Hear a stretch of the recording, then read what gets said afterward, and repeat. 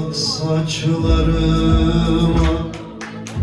kar yağdı, kar yağdı, kar yağdı da kalkmıyor.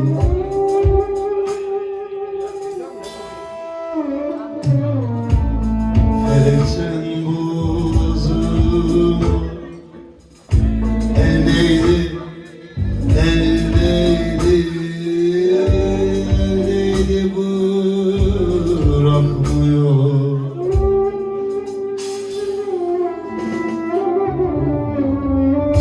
Dağlar duman böyle, geçti zaman böyle. Yar benden umut kesmiş, halım yaman böyle, halım yaman böyle.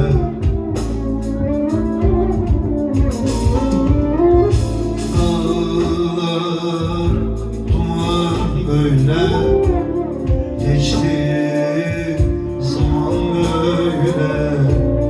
Yar benden umut kesmiş, halım yaman böyle, halım yaman böyle.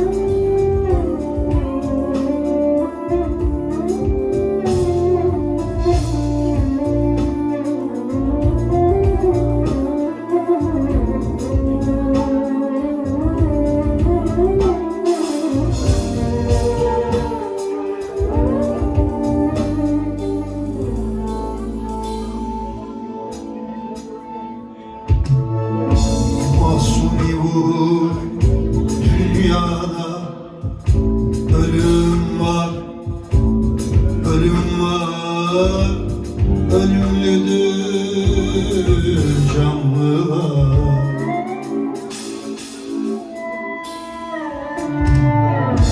Öldüğüne üzülmez, ağlamaz, sızlamaz. Yar seveni irfanlılar. Bilenler bize eşlik eder mi?